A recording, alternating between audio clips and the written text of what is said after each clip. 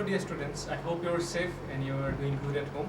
So in this video, we are going to discuss a few more topics from the chapter 6. So let us see the first topic, that is subsets. So a subset, let me consider a set A and another set B. Then B will be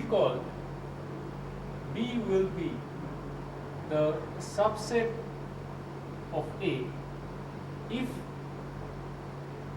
B contains all the elements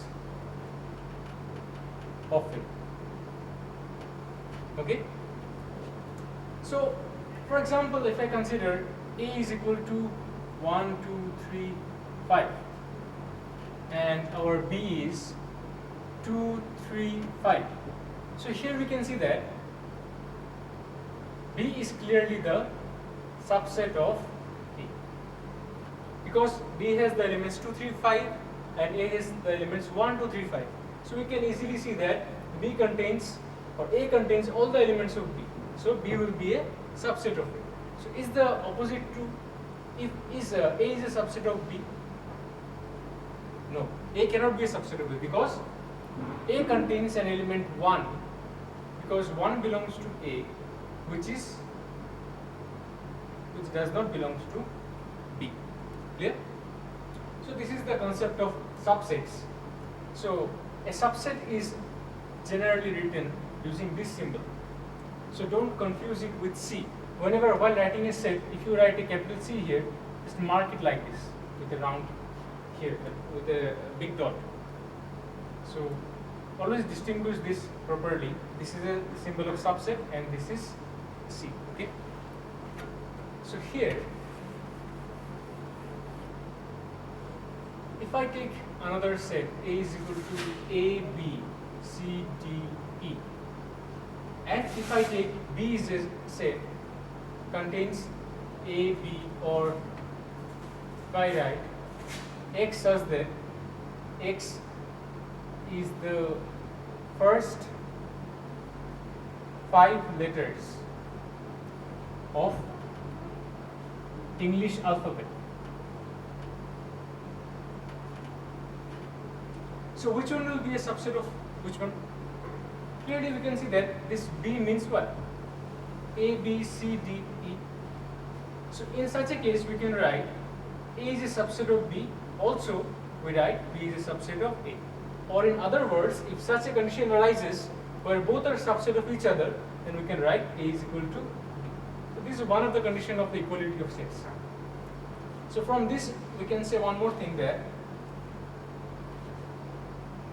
this is a subset. In some of the books they use the term this is a subset. Okay.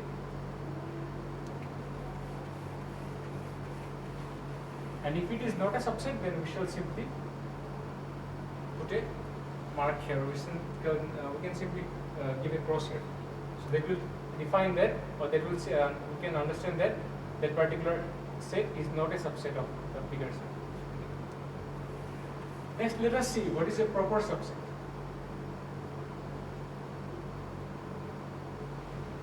See, proper subset is exactly same as the subsets. The only difference is that if I take A is equal to 1, 2, 3 and say B is equal to 1, 2, 3, 4, 5 and so on.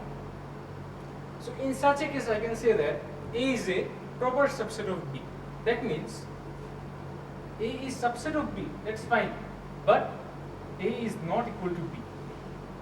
That means B must contain at least one element that is not in A. Okay? So in such a case we can say that A is a proper subset of B. Also in our case we shall define it like this: A is a subset of this is a subset of B, and if I write A is not equal to B, then I shall understand that using both these terms A is a proper subset of B. Also sometimes we write it like this: A not a subset of B. That means under the subset we shall write not equal to. This is A is a proper subset of B. Okay, and in some of the books you will find that it is given A is a subset of B like this, and A is a proper subset of B is given only like this. There is no symbols are given below. So don't get confused here. In our case, we shall be using this word. That means if it is a subset, we shall write only this symbol, and if it is a proper subset, we shall give a not equal to. That's it. Next we have singleton set.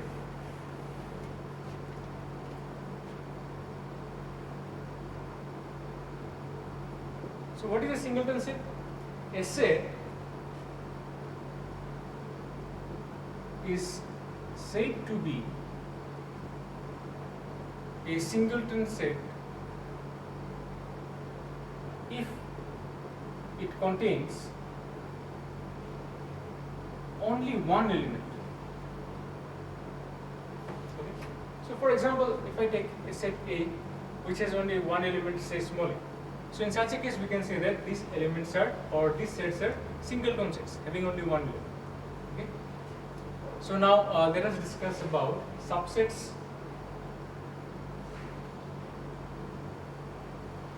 of the set of real numbers. So for that we need to understand what is real numbers. You have got in your grade 9 as well as grade 10. So real number means the capital R using this symbol, which contains all the elements starting from minus infinity to infinity. Okay, it contains all the elements that is from minus infinity to infinity. When I in a set, it will be 3 dots. Then you can write whatever you want, like -5, -4, -3, 0, 1, 2, 3, and so on, including all the rational numbers and irrational numbers. That is all the decimals, fractions, everything. So whatever you've got till now, everything belongs to the rational numbers. Sorry, the real numbers, except the complex. Okay. So if this is the whole set, what will be the subsets of real numbers? The first we have from here the set of natural numbers. That is, if I started from 1, 2, 3, and so on, it will be the set of natural numbers. If I take the integers, that will start from minus dot dot dot -3, -2, -1, 0, 1, 2, 3, and so on. So this will be the set of integers. Then we have rational numbers, that is q, we denote it by q.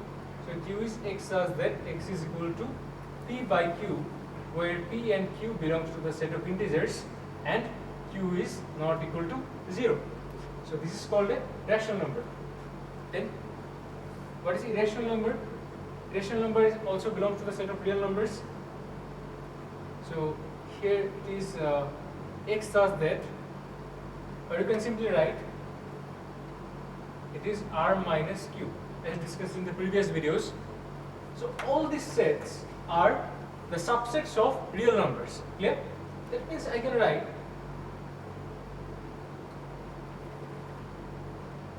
this is the set of integers. You can write natural numbers is a subset of the set of integers. Integers are the subset of the set of real numbers. Also I can write integers are the subset of rational numbers.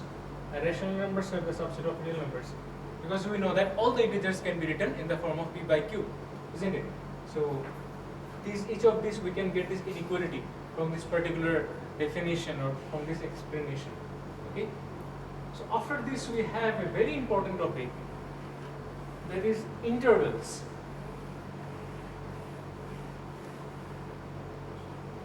Intervals. What are intervals?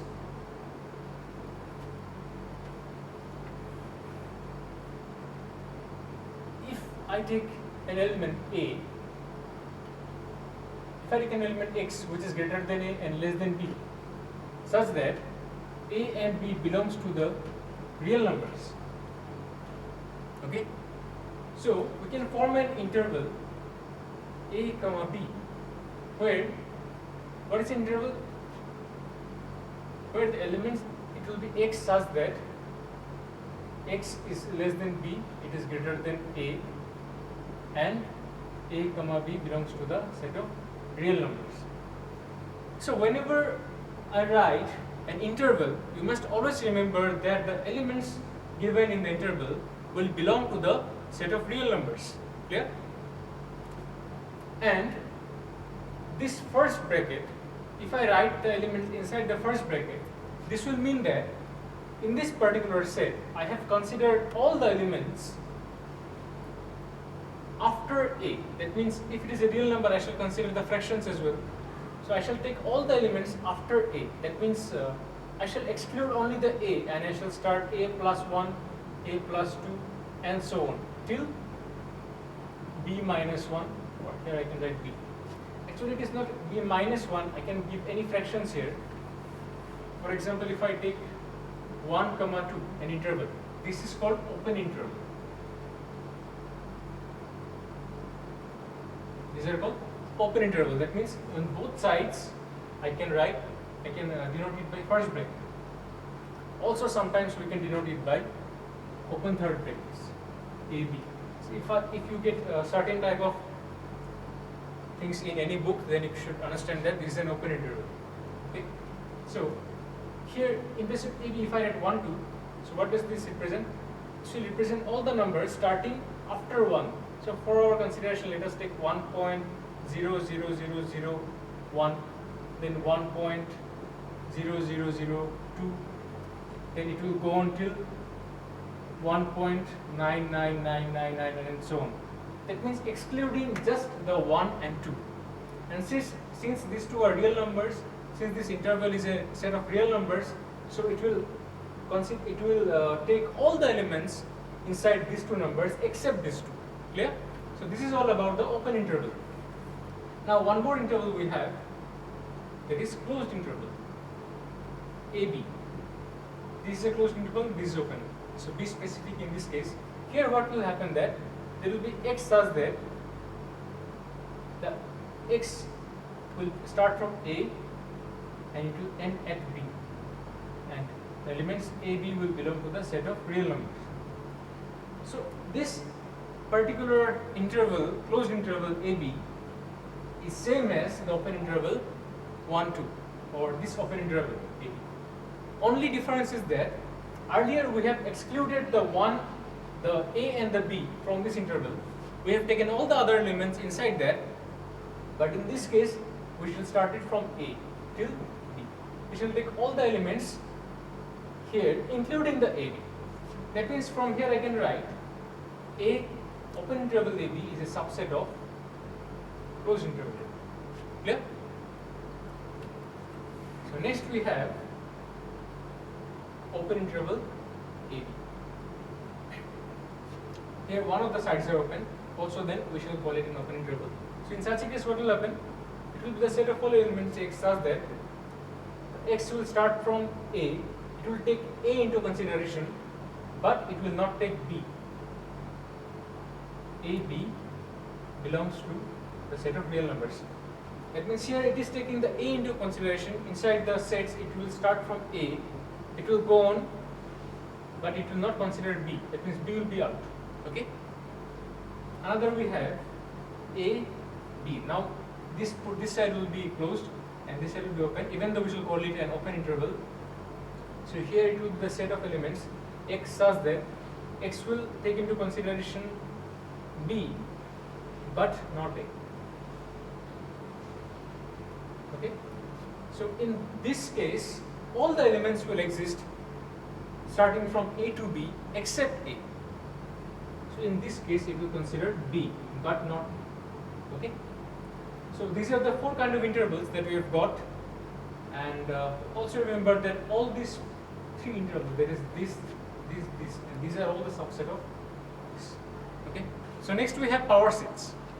The collection of all subsets of a set A is called the power set of A. That means it is the collection of all subsets of a set A, and it is denoted by P of A. Okay. So for example, if I take a set A is equal to 1, 2. So what are the subsets of 1, 2? The subsets of 1, 2 will be 1, 2, 1, 2, and 5.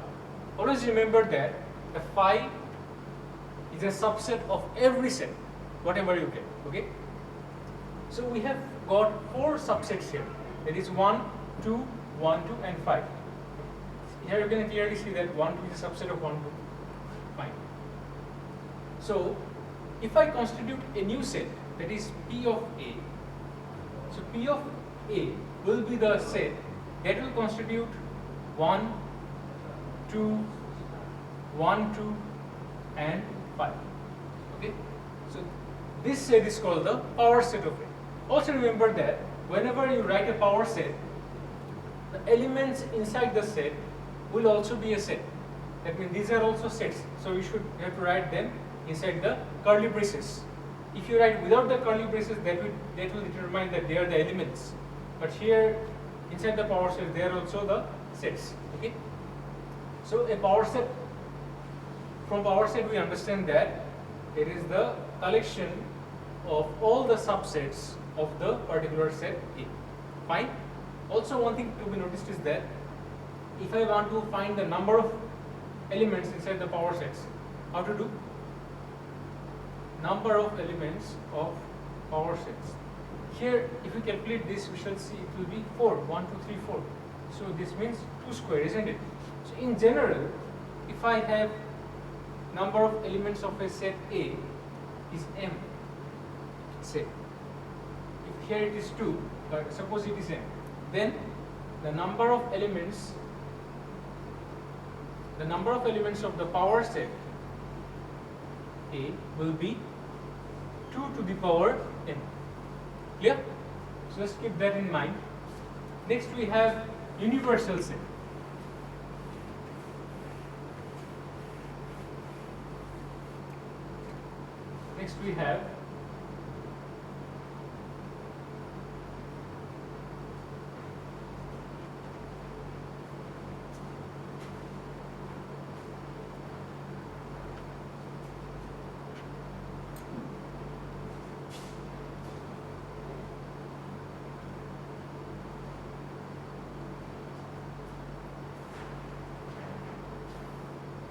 Next we have universal set. So next we have universal set. So in universal set, it is a set which contains all the other sets in a given context. For example, if I take the set of integers.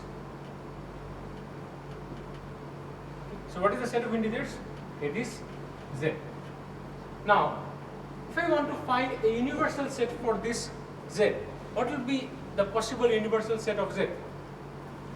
It will be either Q, that is a set of rational numbers, because we know that Z is a subset of Q.